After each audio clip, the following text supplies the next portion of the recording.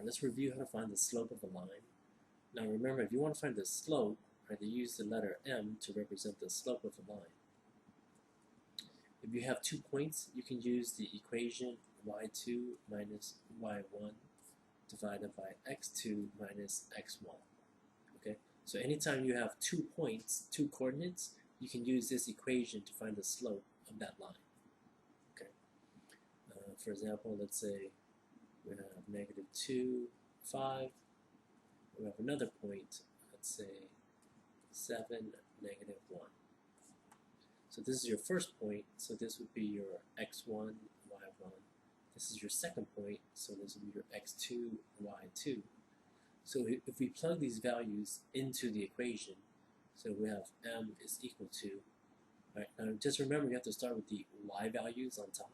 So y2 minus y1, so this is y2, -1, put the minus sign, and then y1 is 5, divided by our x values, right? So x2 minus x1, x2 is 7, put the minus sign because it's part of the equation right here, and then x1 is -2, so we need to have a -2 here. So you notice we have double negatives here because the minus is part of the equation and x1 was -2. And then we work this out, so the negative and negative become positive. So the slope would be -6 divided by, this would give you 9. So you make sure you always reduce your fractions. This would give you -2/3. Alright. So the slope of the line going through these 2 points would be -2/3. Okay? It's just a quick review. Remember slope.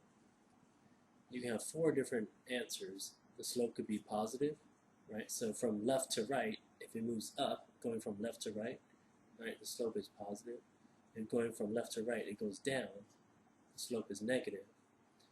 If the line is completely flat like this and there's no change, the slope is 0. And if we have a vertical line, right, we say this is no slope, right, also known as undefined. Okay. Let's say you want to find the slope if you have a graph, right? If you have a graph of a line, there's 2 ways you can find the slope. Right? First of all, you can just find any points that cross at a perfect corner, like these.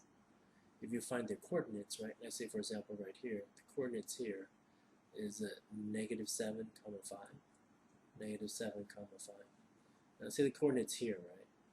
-3, 3.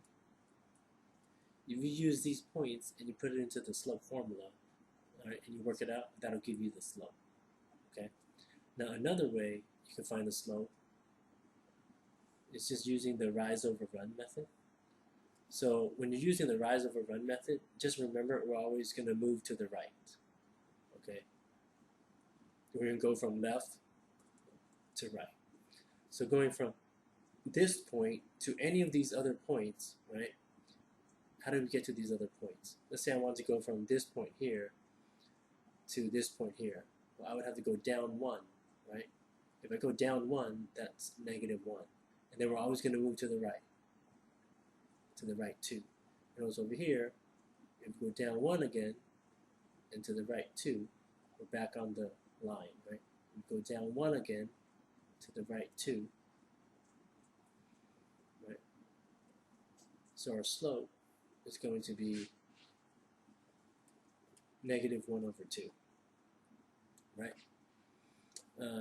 Now let's say we didn't want to go to the very next point. Let's say you start here, but you go all the way to this point over here. Let's see what happens. So we go down 1, 2, 3. So we go down 3, that's -3. We're going to the right, 1, 2, 3, 4, 5, 6, 6. So our slope, if we go -3/6, if we reduce that, we would get -1/2, which was our answer before, right?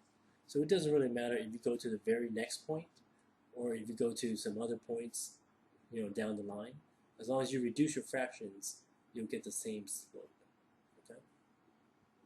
Now you have an equation, right, and you need to find the slope. You have to remember you want to put it into slope-intercept form, right? Slope-intercept form. That's y is equal to mx plus b. So basically, you have to get the y by itself and make sure it's positive. And your slope is the number that's in front of the x.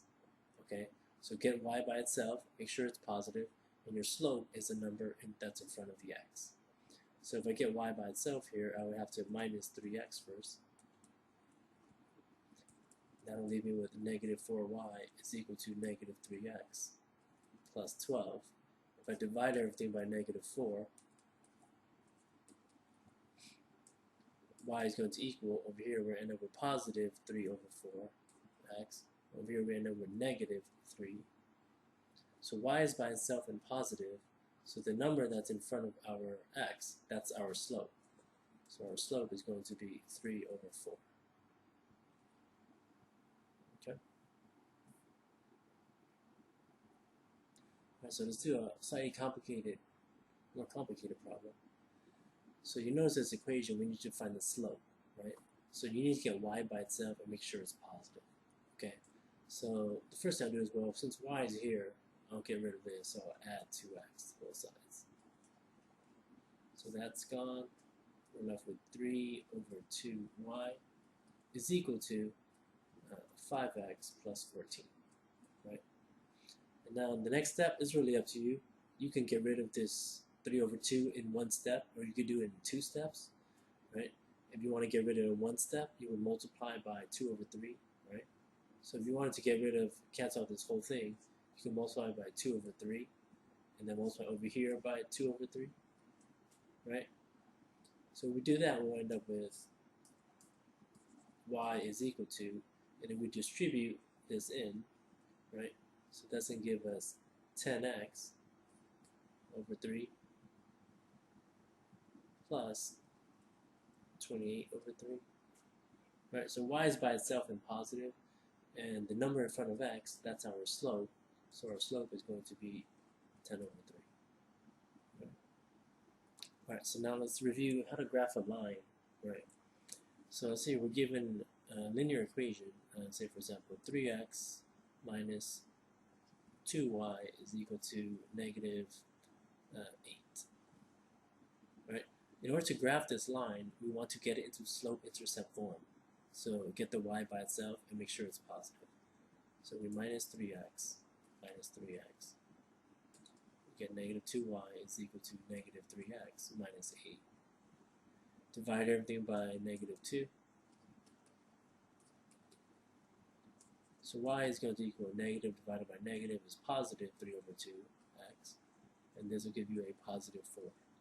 So once you've gotten y by itself, right, so you know your slope, this is your slope here, right, and you know this is your y-intercept. So to graph the line, we're going to start at the y-intercept, which is positive 4. So on the y-axis, we will go to positive 4, make a point. So that's where we start, okay, so this is our starting point right here. Now to get another point that's on the line, right, that's what you use the slope for. So the slope will get you another point that's on the line. So the slope, m, is 3 over 2. So from wherever you're supposed to start, which is the b, positive 4 in the y. So from positive 4 in the y, we're supposed to move up 3, 1, 2, 3, and then to the right 2, 1, 2. So here's another point on the line, right? And then that would be your line. Okay. Alright, so let's take a look at this equation here. So we need to get the y by itself. So we minus 4/3 x first. So we get 2y is going to equal negative 4/3 x, right? Plus 10. Now we need to get y by itself, so we divide by 2 to everything. So these divide out, we get y is equal to. Now you have to remember negative 4 over 3 divided by 2 is the same thing as negative 4 over 3 times 1 over 2.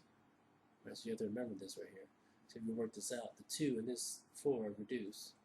So you end up with negative 2/3 x, right, plus 5. Right, So our equation is going to be y equals negative 2/3 x plus 5. So now that we know our m and our b y-intercept, we can graph the line. So we're going to start here, 5 on the y-axis, positive 5. Our slope is negative 2/3, so we're going to go down 2 to the right 3.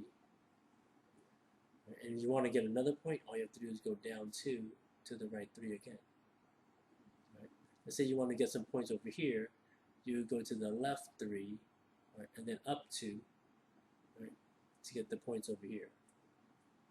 And then just connect all the dots, and then that would be your line.